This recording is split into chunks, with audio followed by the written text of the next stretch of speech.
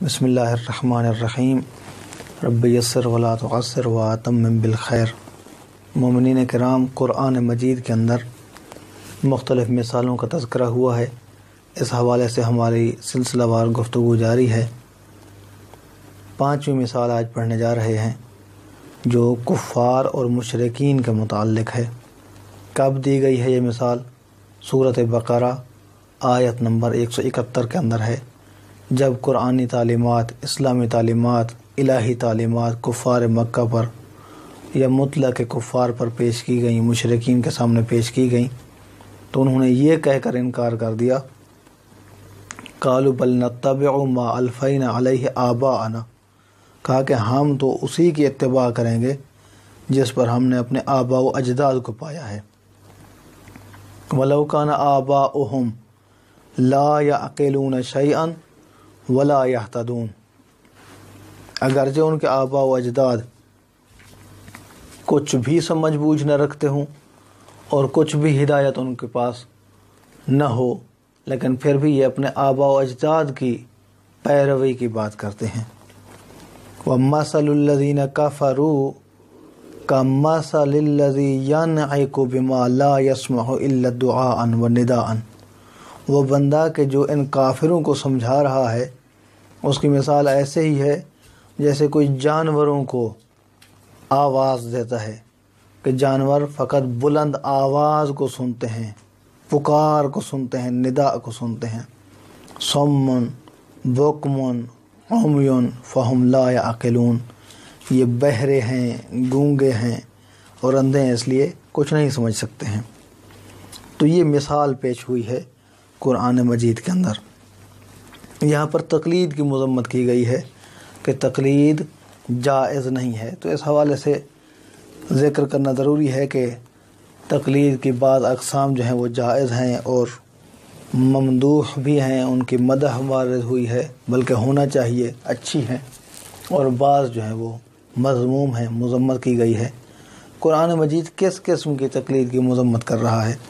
اس حوالے سے 4 اقسام بیان کی جا سکتی ہیں تقلید کی۔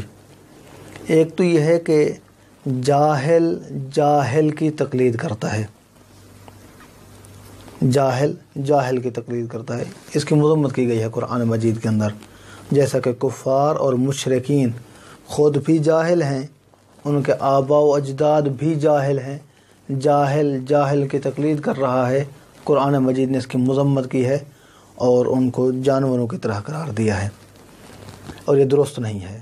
دوسری قسم، عالم کی تقلید کرے، عالم کی تقلید کرے، یہ بھی درست نہیں ہے، کیونکہ عالم کو چاہیے کہ وہ اپنے آراء کو استنباط کرے، اپنے آراء بیان کرے، اپنا علم ذاتی استعمال کرے۔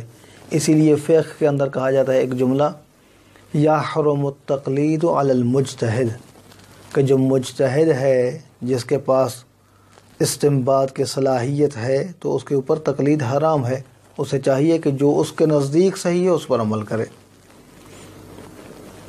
تو یہ بھی درست نہیں ہے، نہ جاہل کو جاہل کی تقلید نہیں کرنا چاہیے، عالم کو عالم کی تقلید نہیں کرنا چاہیے۔ تیسری قسم ہے کہ عالم جاہل کی تقلید کرے۔ آپ سوچ رہے ہوں گے کہ عالم جاہل کی تقلید کیسے کرتا ہے؟ یہ ہمارے آج کل کے دور میں بہت ہی زیادہ پایا جاتا ہے، خصوصاً جو جمہوری طرز عمل ہے اس کے اندر یہی ہوتا ہے کہ بہت سارے ایسے لوگ ہیں کہ جو صاحب رائے ہوتے ہیں، جن کے پاس تخصص ہوتا ہے، جن کے پاس اسپیشلائزیشن ہوتی ہے، لیکن اس کے باوجود وہ دیکھتے ہیں کہ کیونکہ لوگوں کی اکثریت ان کو اختیار نہیں کر رہی ہے، تو اپنا منصب، اپنا عہدہ ایک ایسے بندے کو دے دیتے ہیں کہ جو نااہل ہے، کیونکہ لوگ اسے پسند کرتے ہیں۔ تو یہ عالم کی تقلید ہے، عالم تقلید کر رہا ہے جاہل کی، یہ تیسری قسم۔ اور چوتھی قسم ہے کہ جاہل عالم کی تقلید کرے، جو نہیں جانتا ہے وہ اس کے پاس جائے کہ جو جانتا ہے، جس کے پاس مہارت ہے، جس کے پاس علم ہے۔ یہ تقلید رائج بھی ہے اور یہ تقلید حسن بھی ہے، ممدوح بھی ہے، اس کی مدح بھی وارد ہوئی ہے کہ عالم کی تقلید کرنا چاہیے۔ ایک بندہ جو مریض ہے وہ ڈاکٹر کے پاس اس لیے جاتا ہے کیونکہ وہ عالم بالطب ہے۔